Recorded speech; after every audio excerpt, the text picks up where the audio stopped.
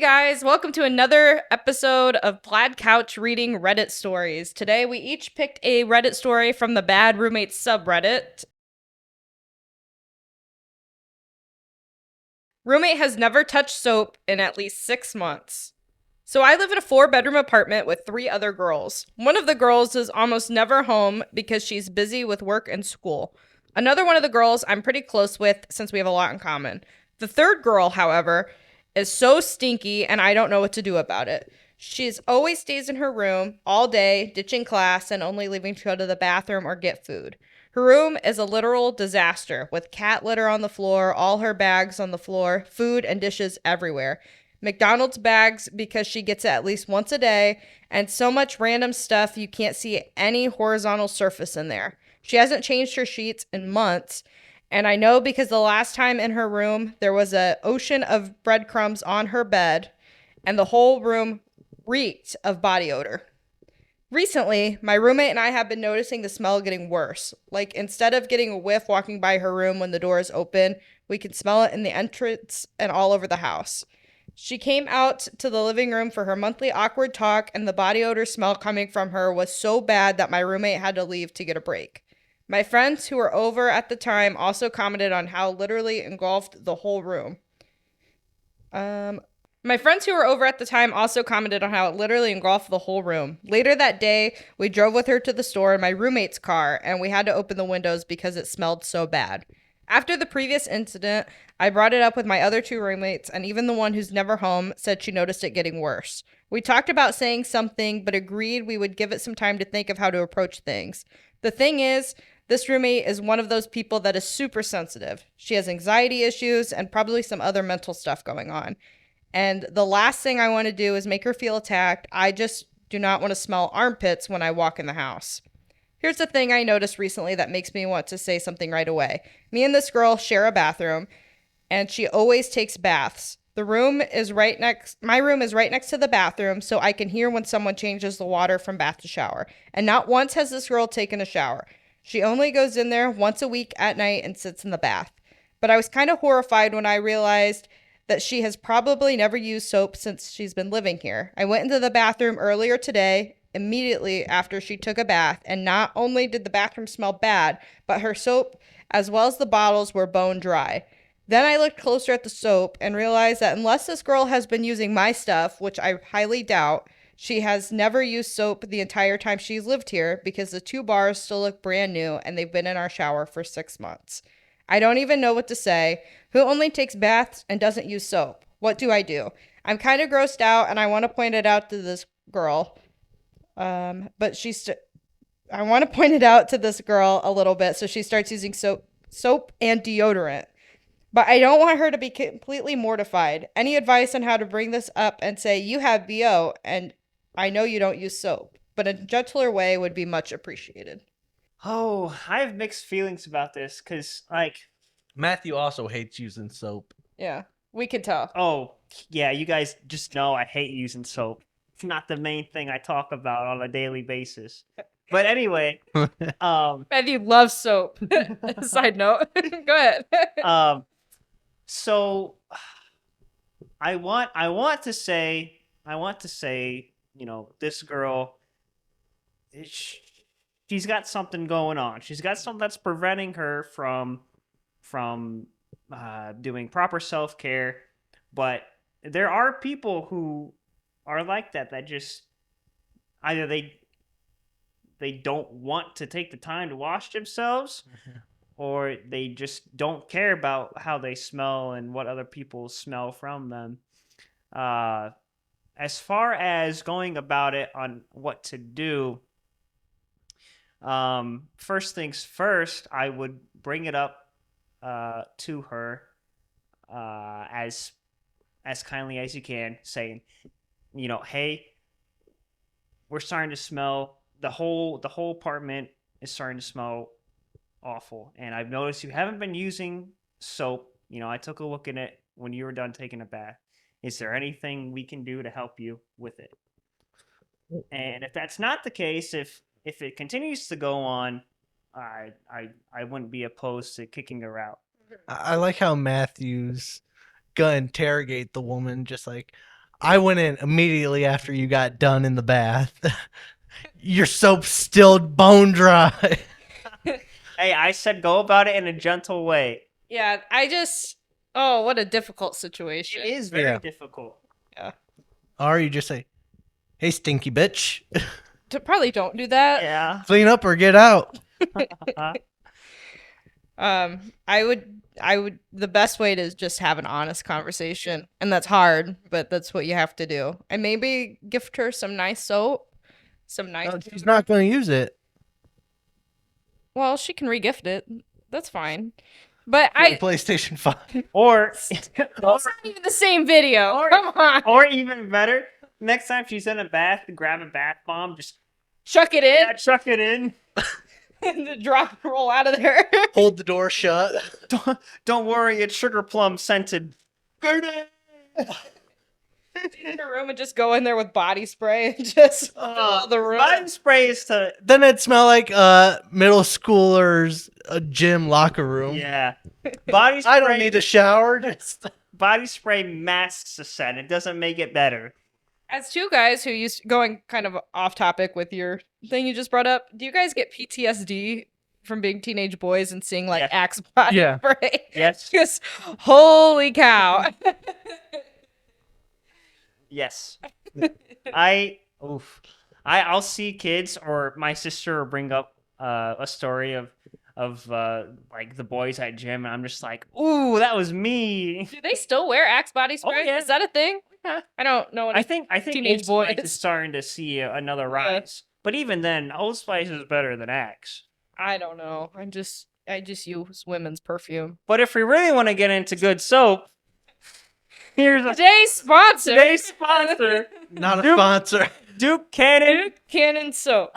Megan's got a bar over there that I got him for Christmas. I've got a bar in my shower right now. It's bone dry though. It's not bone dry. Just be nice to this poor girl. She's going through something. Don't be afraid to chuck a bath bomb too. In 'cause the that'd bathtub. That'd be real fun. That I like that idea a lot. Yeah.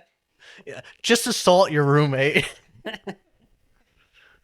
But if you call her a stinky bitch, that's too far. That is too far. That's just mean. That's mean. I, 25 female, wasn't told my roommate, 50 male, would be an alcoholic. A little background. I was lucky enough to get a place in a big city because some of my friends had friends there. I had a video phone call with these people, a nice older couple, and their 50-year-old son, who I would be sharing the flat with. His parents would be living downstairs in the first unit of a 2-floor house that is not connected by stairs from the inside. I was happy as the older couple seemed so kind and they even wanted to pick me up from the airport and give me a bike while I am here. What they did not tell me was that their son is an alcoholic. So even before he told me this fact himself, I was uncomfortable by his strange behavior, which is multiplied by the fact that he is always home as he does not meet friends nor goes to work. He would always be calling his friends on speakerphone, so I would be hearing everything he says, even if I was trying to listen to music. This included things like, I will kill you, and personal matters like what he does in the bedroom with his girlfriend, whose father does not allow her to see him. He would be very explicit in this matter with use of sounds and words like juicy and wet. My God. He would also be smoking in the house where there's an open kitchen and living room situation, so that I would be getting smoke in my bedroom even if the door was closed. When he told me he is an alcoholic after several weeks, he was saying things like he has never hurt anyone except that one time, and he does not want me to be uncomfortable with him. To be fair, he has helped me a bit by fixing the bike, and I know he won't hurt me. But I am still afraid as he is drunk from morning till night. I am on the verge of tears as I do not feel comfortable using the kitchen nor the bathroom at any time I go out of my room. He will be sitting in the living room and I will have to see him. I wish the parents told me before that he is an alcoholic and I could have at least known this fact and honestly not chose to live here. He might go to rehabilitation retreat in a few weeks, so I might have the place to myself. I guess I just need to wait a bit more, but I am worried about him changing his mind. I do not know if he paid already or not. What to do? I would move out. And I know that's not like a simple solution Yeah. because not everybody has it available, but like that is not a good living situation. Especially in a larger city where I don't know how much he's paying for that flat, but I know the bigger the city, the more rent Yeah. costs. So That's the tough thing. I mean, even in towns close to us, I mean, it's nothing outrageous to what cities are, but for like a 1 bedroom, I've seen it go up to like $800. Yeah. Which some people will say that's cheap. It's not. Yeah. But yeah, it's just a tough situation. It sucks. You should feel comfortable and safe in your own house. Yes. Your own living space. And reading that story, it made me think of the second apartment, the third place your brother and I stayed at during our college years. One of our roommates was like a mid-40s guy. And that was just a horrible living situation overall. I believe I talked about that in a previous video. But I did not feel comfortable bringing anyone to that apartment. Just if I did, it was late at night, and I'd quickly bring them into my room, close the door. And it got to the point where your brother and I would basically just hang out in each other's rooms. We didn't go in the living room. We barely went in the kitchen. Luckily, our rooms had their own bathrooms, so we didn't have to go out there.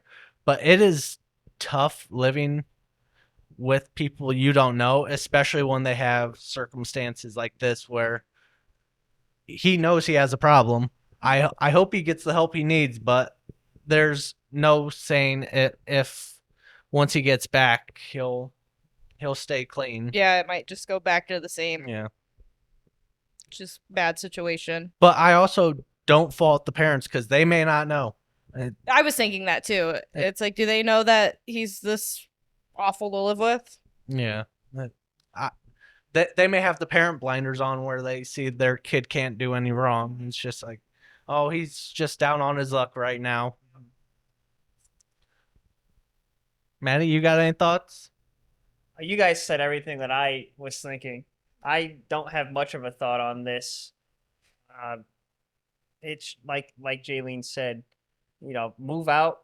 Don't put yourself in a situation like that at all if you can prevent it, because you never know what's going to happen.